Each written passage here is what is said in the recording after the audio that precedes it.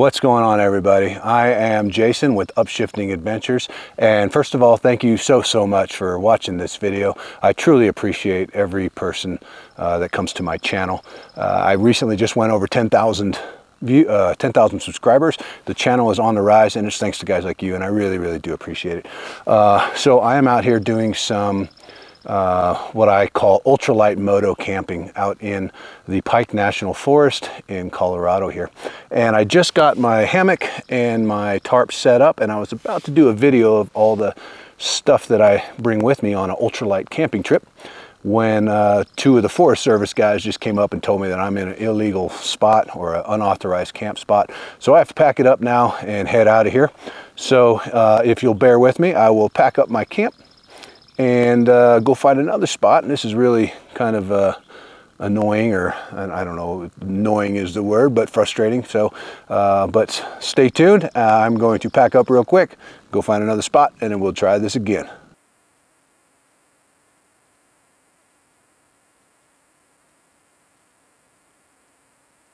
You know, it is possible to do a bare bones camping trip with not a whole lot of gear and still live pretty comfortably. So if you're interested in getting into more lightweight type of camping, I hope that this video will provide you with some much needed information, or if nothing else, just give you some ideas for your camping, or excuse me, for your packing list. So anyways, yeah, I will get back with you as soon as I get into my campsite. And it may be a little bit because it's a Friday afternoon and there seem to be a lot of people out here. Okay, well, hey guys, I found myself another campsite out here. Took a little bit, and it was well worth it though, because this site's actually a little bit better than the one that I was at before. So you know, everything happens for a reason. This ended up to be pretty good. So camping for an ultralight moto camp setup. Basically what I try to do is bring, one, only what I really need. Two, try to use things that are dual purpose, right? Like you can do more than one thing with them. And three, make sure that I do at least have enough of what I need, because if the situation does get dire, you do want to have the abilities to sustain yourself out in the woods or whatever. Okay, so first thing I'll talk about is my camp setup. For this one I opted for a hammock setup. All right, hammock folds up super small, doesn't take up much space at all. As I mentioned before, this is an emo hammock. It's made out of parachute nylon, very strong but very light and very compact as well. This is a Kifaru Wooby.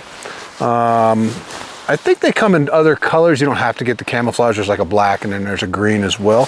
Kifaru is a company that makes mostly hunting gear here in Colorado. This thing is very light, compresses very small, but it's also super warm, and I wouldn't say it's waterproof, but it's water resistant. So even if it's raining, you don't have anything else, you can pull this over you and keep yourself warm. I got a little camp pillow. This folds up super small. Shove it in my bag, and you know, that's it. Doesn't take up much room at all. And you can see blowing behind me here is my tarp.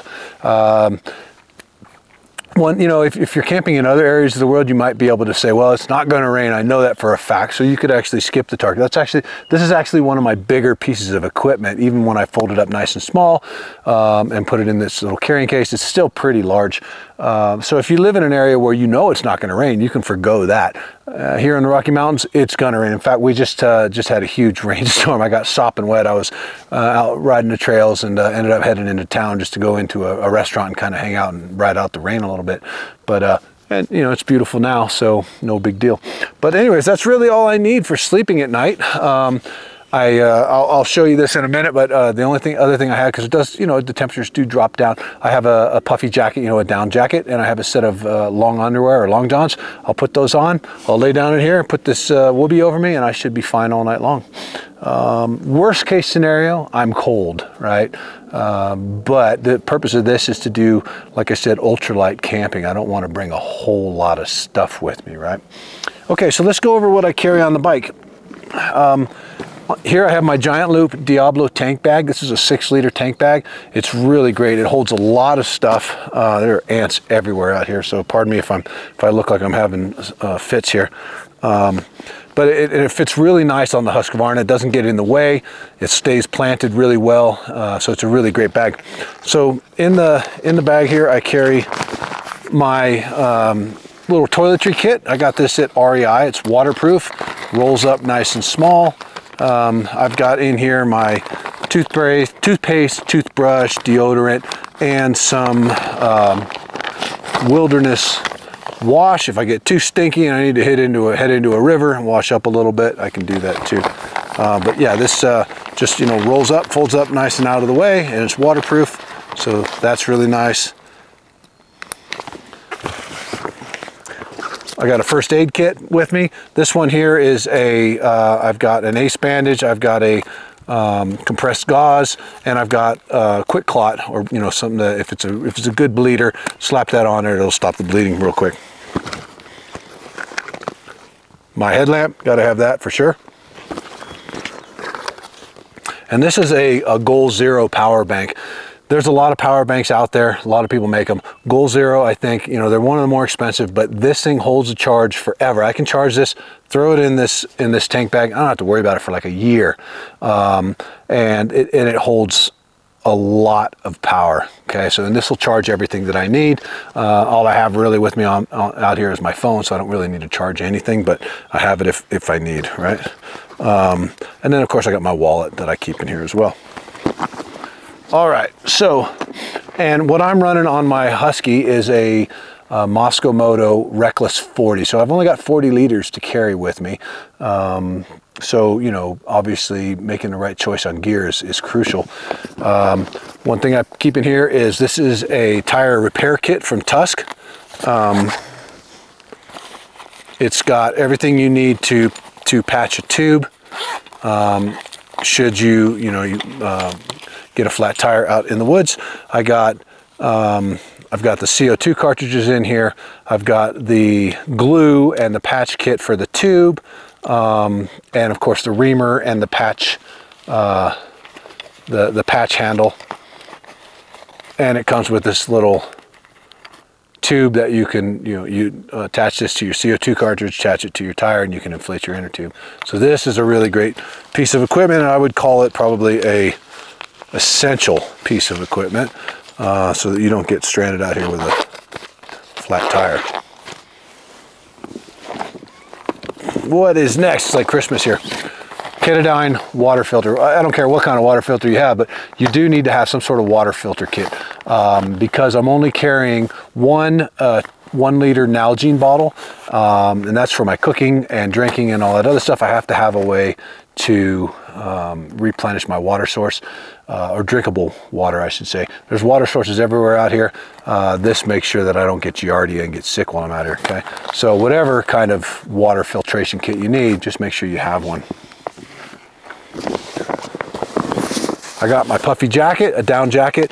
Down is expensive, but it's worth its weight in gold because it does pack up so small, right? And you can just shove it in this bag and go. So I also have, because I'm going to be out here for 3 days, I have 2 dinners and 2 breakfasts. I just came in from town. I had dinner already, late lunch, or early dinner, whatever you want to call it, but I won't be needing it for the next couple of days. But I've got my freeze-dried meals here. And then I've got my little camp kit. So in my camp kit, this is just a stuff sack that I use. It's got holes in it now, so it's actually kind of convenient because I just put everything in it and I shove it down. It doesn't resist at all. So anyways, in my camp kit, obviously I've got some butane. And then in this orange bag here is a cooking pot. It has a lid, and obviously a pot you can put on the stove. And then in it I keep a fork, a spoon, and a spatula. These are made by, I think, Jet Boil. And they're really nice because they fold up compact. You push a little button, it slides out, it locks in, all right? And then you push it and pull it back together, and it compacts again. I have an MSR stove, and this guy is super, super small. You unfold the legs, screw it onto the butane, and you got yourself a cooking flame.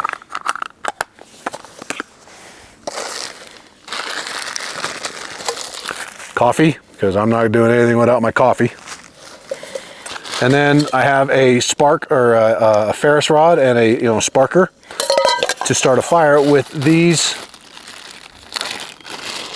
fire plugs. Now these are made by Bigfoot Bushcraft here in Colorado. They're in Colorado Springs. They're basically just a super compressed piece of cotton that's impregnated with some sort of glycerin flammable product. All you do is you kind of crack it, rub it together, and make it kind of fray, and then one spark from this guy and it will light, and I'll show you that here in a little bit.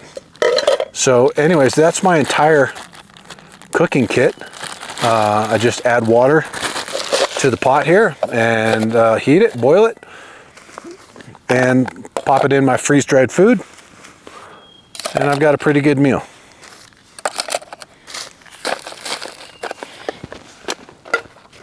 Now also, in my camp kit, or cook kit, I put, this is called a porigami. It's made from my friends at Bivouac Coffee here in Evergreen, Colorado, and it's basically a pour-over coffee kit, or a coffee filter kit, okay? All you do is 3 small pieces of metal that fold together. You set it on top of my mug, because I don't go anywhere without a mug. Set it on top. Put the filter in, put in some coffee, boil your water, and you got a pour over coffee kit. So this thing is awesome. The porigami from the porigami from Bivouac Coffee here in Evergreen, Colorado.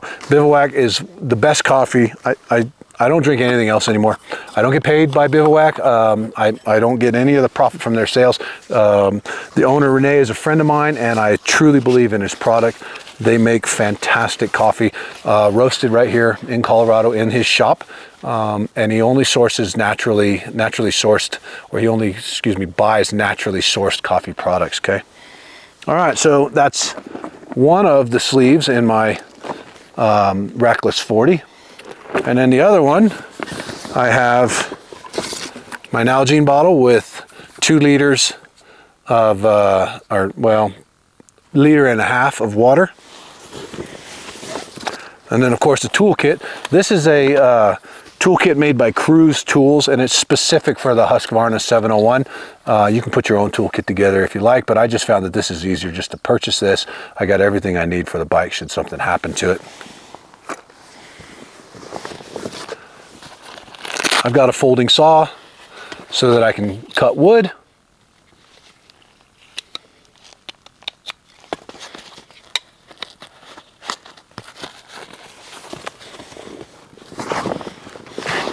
And the last thing I have in here is my pair of long johns. Now I'll put these on tonight before I go to bed, and it should keep me plenty warm for the night. So you can see you really don't need a whole lot of stuff to go camping and be comfortable.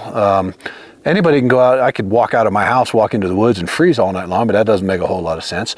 But with a little bit of forethought, you can minimize the amount of gear you're bringing, as well as still be comfortable out in the woods. So anyways, I'm going to go ahead and continue to set up camp, probably chop up some wood, get ready for the fire for tonight, and I will keep you posted as to how the day goes, and then I'll give you a quick update in the morning once I wake up, let you know how this setup with the hammock worked out for me. All right, dinner time. Cook up some of this freeze-dried sweet pork and rice made by Peak Refuel. This is actually really good stuff. I met these guys out at the Overland Expo in Flagstaff this year, and I've used these before, and they really are really good. Yeah, so I mean, if you're looking to use freeze-dried food, these guys are, it's definitely something to consider.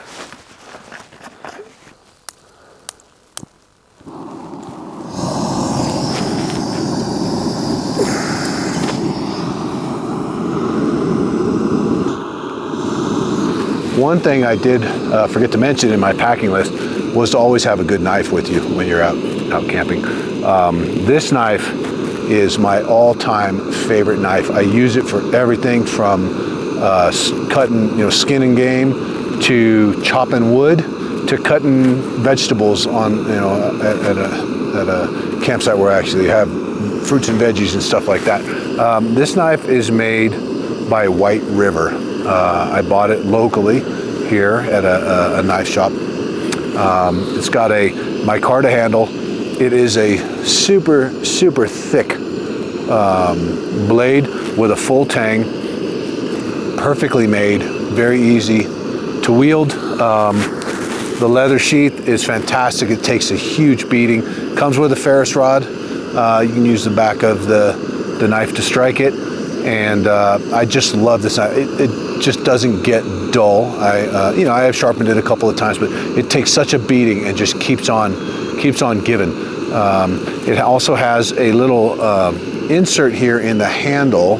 Hopefully you can see it for using it as if you're using a bow and stick to start a fire. So I mean, a really great piece of equipment. I love this knife.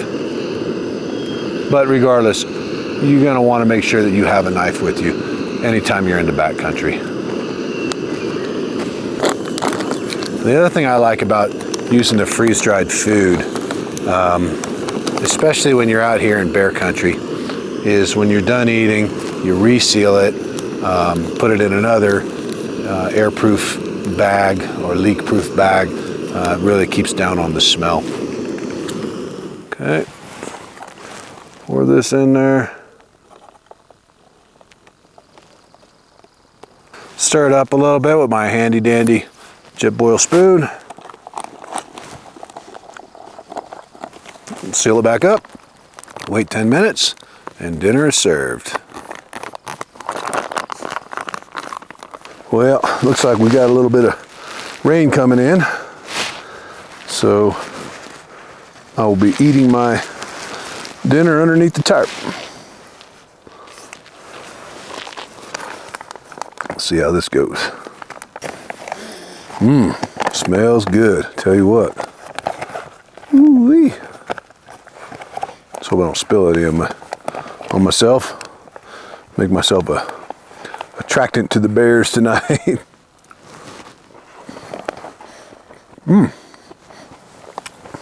Yep, that's really good. It's not really cold enough for a fire. And I probably wouldn't have even built one tonight, but the mosquitoes are terrible. So it's a good opportunity to show you this fire plug by Bigfoot Bushcraft, also a local Colorado company that makes these things. All you do is just you bend it, wiggle it around. All right, you're gonna make some cotton, fuzz out of it. I'm just gonna stick it right in here and then hit it with the sparker, and it's not gonna take long, I promise you that, for it to catch.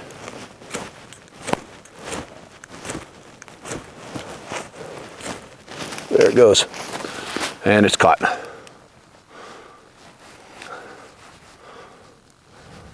They burn for about 5 minutes each, and they're waterproof, so even in the rain you can start a fire. You could dunk these things in a glass of water, take them out, and light them. They're really amazing. If I can get this one to start a little faster. Yep, first try. How about that?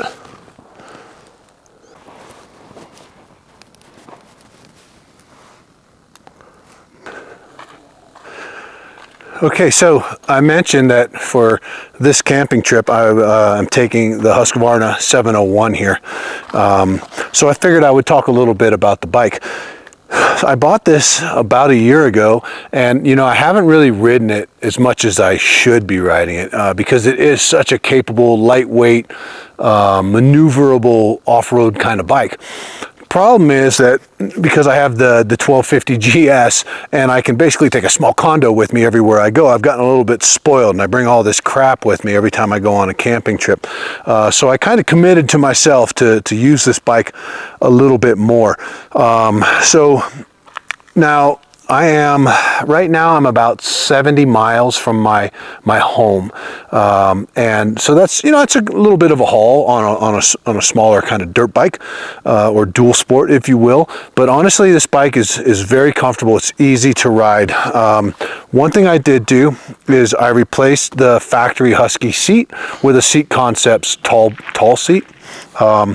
It's a little more cushion. It's a little wider in the back end for when you're sitting down, going down, you know, highway or something like that. Way more comfortable than the factory seat. In fact, the factory seat was hard and pretty slippery. I wasn't a fan of it at all. Seat Concepts, everybody knows they make bitchin' seats, so totally happy with that. So this bike at freeway speeds, 65, 70 miles an hour, it's actually pretty comfortable. It vibrates a lot. I mean, it's just a single cylinder engine and it's moving pretty quick. The RPMs are pretty high, but it's honestly not too bad. I don't have the Dakar windscreen or anything like that on it. It's not too bad, honestly. And I have the TKC 80 tires that came with the bike. I'm not a fan of them at all, especially here in Colorado. Most of the dirt roads are kind of they're basically hard packed dirt with loose sand or gravel over the top of them. These things, they're not very sure-footed at all. I always feel like the bike wants to kind of wash out and slide out from underneath me, but you know, and some of that's my riding style, and I just need to get better at it probably. But the TKC 80 is not my favorite. I'll probably slap some other tires on there once these wear out. Well, I will slap some other tires on them once they wear out. Okay, so let's talk about the bike in general. Tall bike. I'm 6'4". I weigh usually between 235 and 250 is kind of where I vary. And even when I'm sitting on it, it's hard. It's a long reach to the ground. It's a very tall bike. I do have the tall boy seat on, but that's only an extra inch, I think. So if you're a shorter person, in fact, I bought this bike used. It had about 550 miles on it. The guy that owned it before me had a lowering, put a lowering link on the. Man, I'm drawing a blank. He put a lowering link on the swing arm, you know, and he was like, I think he was 5'9", so yeah, he needed that for sure. A couple of the features about the bike: the gas tank is in the back. The gas filler cap is here underneath the Moscow Reckless 40 tail bag that I have on here. I don't know, man. I don't know what I think about it. It's the same thing with the KTM 690. I don't know. It feels to me it's a little back heavy, right? So the front end likes to wander around a little bit, and I think that's probably got a lot to do with all the gas being in the back. When I do fill up, I have to loosen up the straps for this guy and move everything back in order to access the filler cap. That kind of sucks. But you know, 6 of one, half dozen of the other. I guess there's probably some good trade-offs for having the gas tank in the back. Personally, I don't see them, but it's not enough of an issue for me to say I wouldn't want this bike. I love this bike. It's fantastic. So anyway, you can see here I've got the Reckless 40 and I've got this big 6-liter tank bag on the front. And there's still plenty of room for my big butt on this bike. When I stand up, this does not get in the way at all. It's really great. So yeah, let's see, talk about the suspension. It's got the you know, the KTM WP suspension, and on the forks you have a compression adjustment, I think 6 clicks, compression and rebound adjustment on the forks. They are they're pretty good. I've been using them, you know, tweaking them a little bit as I'm riding out here, and they do work pretty well. I brought mine into a local guy that does all of my suspension stuff, and he revalved them a little bit for me to make it a little more manageable over the washboardy stuff, which there's a lot of it out here. But overall, I really am happy with the WP suspension. I haven't done anything with the shock. According to the manual, my height or my weight at 240, it's still okay for that. I did tighten up the spanner bolt on it just a little bit to give it a little less sag when I sit on it. But when I'm riding, I don't feel it at all, to be honest. There are two modes on this bike. One is basically street riding, and number two is off-road riding. Okay, so there's two maps. Basically it changes the ignition curve, the throttle response, stuff like that. Again, while I do know a lot about some of this stuff, I'm not a professor, I'm not an engineer. I like to talk from the point of view of the guy who just rides the bike, so I'm not going to get real in depth on that. But there's two maps, right? There's an off-road, there's an on-road. There is also a traction control button for both map 1 and map 2. Map 1 being road riding, map 2 being enduro riding. So when you hit the traction control, or when you turn the traction control off, 1, it allows the bike to wheelie. 2, it keeps the back wheel from you know, a lot of times, especially on washboardy stuff, when you have traction control on and you start hitting washboards, it confuses the heck out of the bike because it feels the wheel spinning and tries to compensate for that spinning, but it's so fast, you know, hitting that washboard stuff that to me it just makes a mess out of things. So I always turn the traction control off. I'd rather have the tire spinning over the washboardy stuff than to have the bike trying to compensate for it all the time. The other thing you have is you have a ABS button on the dashboard that you can turn off as well. So when you turn off the ABS, you're basically turning off the back brake ABS, which means you can block that rear tire. The front tire always, the ABS is always on. There's nothing you can do about it. And honestly, today, as I was riding around, I was really testing it out, and the ABS on this bike works awesome. I thought, as I was riding and I'd go into a turn and hit the brake, and I thought that the wheel was sliding on me or locking up and sliding, but in fact it was just the ABS working, and it was working really well. The tire never stopped moving completely, right? It only slowed down at the rate that the ABS could compensate for any sort of loss of traction. So let's see, what else about this bike? I've done a few mods. It's got the Outback Motor Tech engine guards on it. I put a new shift lever on it just to give it a little bit more room for my big feet. I put a new brake pedal on it because I will tell you, I laid this bike down on its right side 2 times, and both times I completely tacoed the brake lever. I mean, just made a mess of it to where it was useless. So I went and I bought a billet aluminum sturdier brake pedal. The Husky one is junk. The very first time you lay it down, it's going to bend. So I did that. These foot pegs were on the bike when I bought them. They're really fat, and I think the guy that bought it first, he was probably intending to do longer road rides with it. I need to replace them. They're just too big. I find that when you're standing up, having that large foot peg makes it harder to use your feet to steer the bike. So I will replace them eventually. But for now, it's fine. I also carry on the front, it doesn't really matter who you run with, but this is a rig gear fender bag. I've got a spare tube in here, a tire gauge, and also a tire iron or spoon in here. I carry a 21-inch tire because that's what the front, or inner tube because that's what the front wheel is. If need be, you can always put a 21-inch and a 19-inch rear wheel. It'll work just fine to get you out of whatever jam you're in, right? So the bike does require a valve adjustment at 6,000 miles. That's pretty low amount of miles to require a valve adjustment. I don't know how much it costs. I haven't done it yet, but oh well, whatever. You know, there's a trade-off for everything. So let's talk about the motor. I personally love this motor. I ride this around, and you know, a lot of times I'll start climbing a hill, I'm in 5th gear, maybe not the right gear. I notice it lugs a little bit, but it doesn't lug that bad, and eventually it catches up. The bike is super low end grunty, so you're not going to be roasting tires or you know, spinning your tire going up a hill if you're in the wrong gear, but you don't like have to super worry about catching that wrong gear going up a hill. It's still going to go. It does not, I haven't found that it stalls. I mean, I've stalled it once or twice because I was in 2nd gear, hardly moving, trying to get up a bigger hill than I should be, and it just kind of died on me. But for the most part, this bike does not like to die like a lot of other 4-strokes do.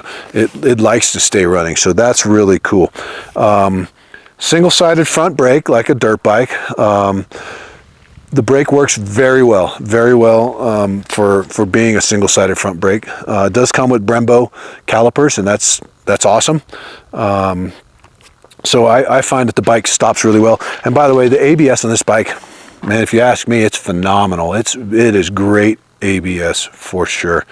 And so that's about it really for the bike. It is, you know, it's basically a great big dirt bike and a little tiny adventure bike. So I think that this bike, when it comes to the dual sport bikes, this is the ultimate dual sport out there.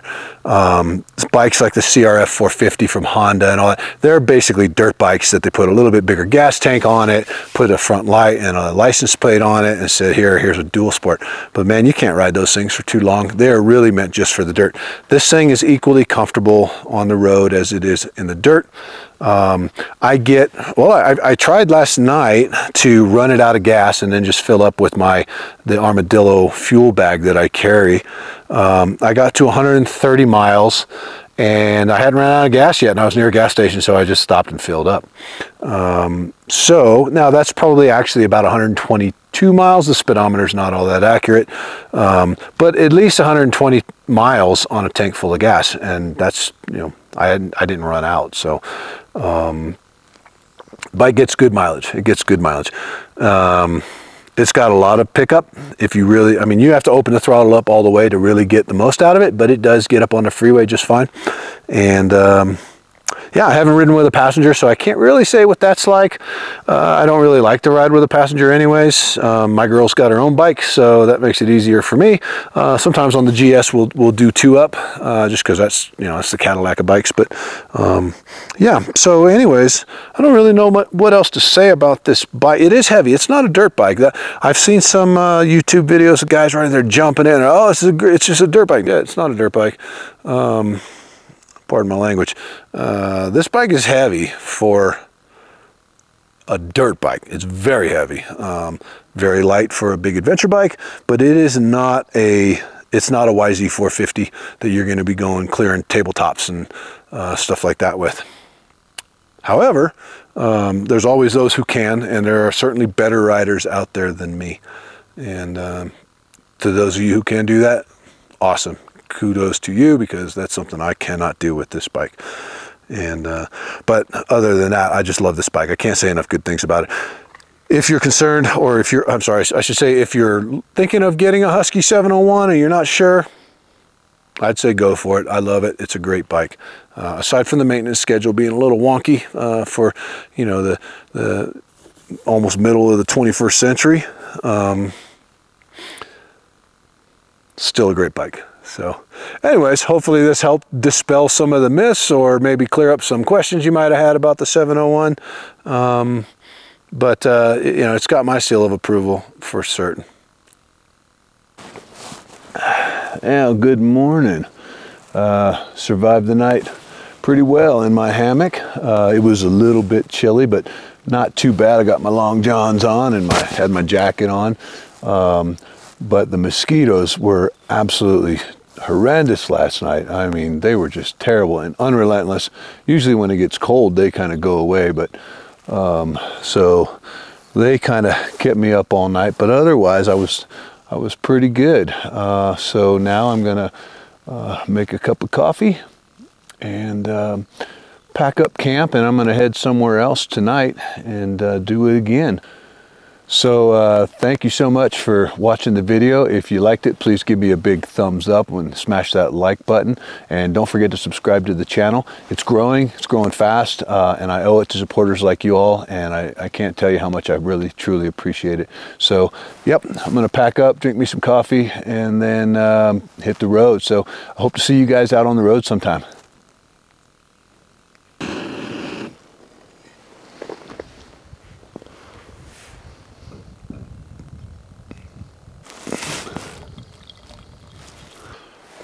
Cheers. Oh man, that is good stuff. All right, now go be awesome.